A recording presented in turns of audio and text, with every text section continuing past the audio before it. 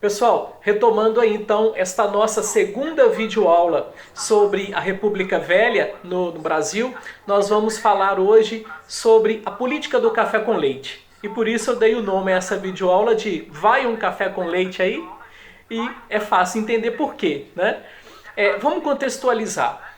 Naquele momento da disputa de poder, de um lado uma ala pequena, mas mais radical, do outro lado o exército, do outro lado os latifundiários do Partido Republicano Paulista, prevaleceu o interesse dos economicamente mais fortes, que eram os latifundiários. E aí não apenas os paulistas, mas os mineiros também.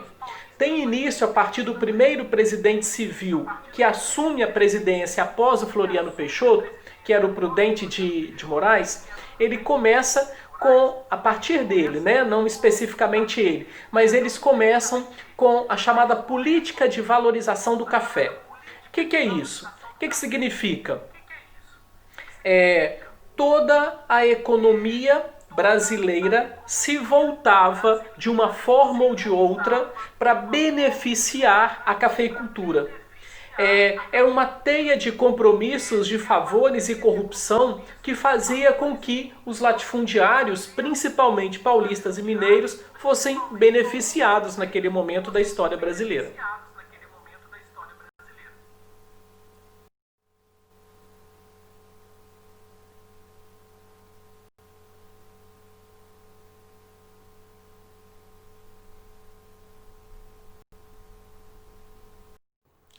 E essa chamada política do café com leite, né, se referia a principalmente o leite de Minas Gerais e o café de São Paulo, uma vez que em função desse arranjo, como a gente falou, dessa teia de compromissos, favores e corrupção, praticamente durante cerca de 30 anos só elegeu presidentes de origem mineira ou paulista.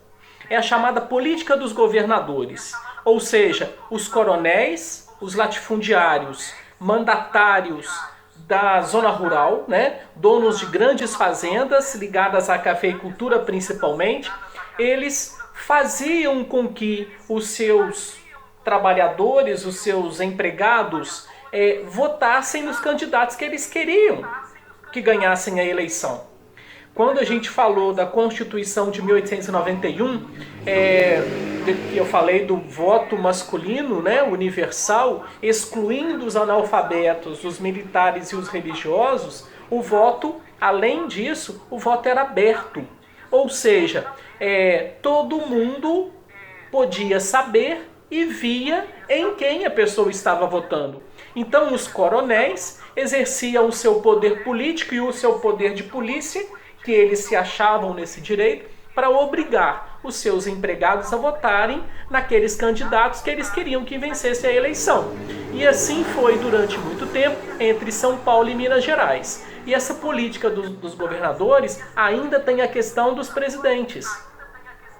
Nesta teia de arranjos, de compromissos, né, políticos, os deputados estavam inseridos nisso e os senadores, assim como os governadores, todos contribuindo para a manutenção da política de valorização do café.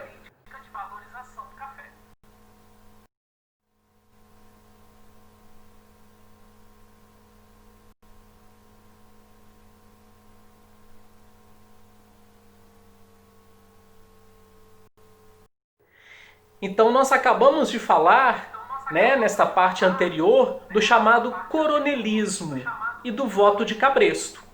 O coronelismo é a ação do latifundiário chamado de coronel. Vejam bem, não é coronel porque fazia parte do exército. Era um nome dado ao proprietário de terras, rico, no início do período republicano.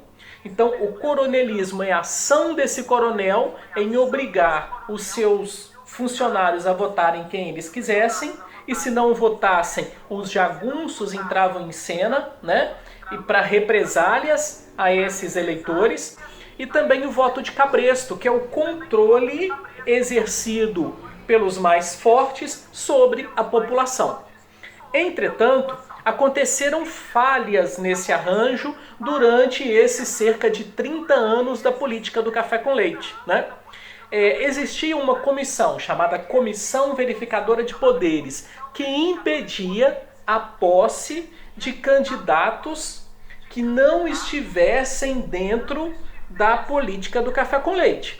Esses candidatos, se eles ganhassem a eleição, essa comissão agiria e faria a degola deles. Degola no sentido de impedir a posse. Mas em alguns momentos a comissão não teve como agir. E aí tem uma questão muito importante para a gente pensar. Um dos presidentes eleitos pela política do café com leite, né, nesse sistema, foi o Rodrigues Alves, que era de São Paulo, quer dizer, dando continuidade ao revezamento de um presidente paulista e um presidente mineiro. Entretanto, o Rodrigues Alves, ele morreu vítima da gripe espanhola.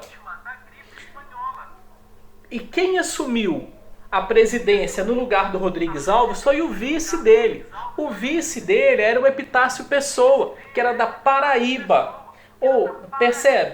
Percebam, houve uma quebra nesse arranjo do café com leite. Alguém da Paraíba assume a presidência. Por quê? Porque o presidente havia falecido em função da gripe espanhola. Por que isso é importante? Primeiro, é importante porque mostra que em alguns momentos, mais 2 ou 3, houve falhas nesse arranjo.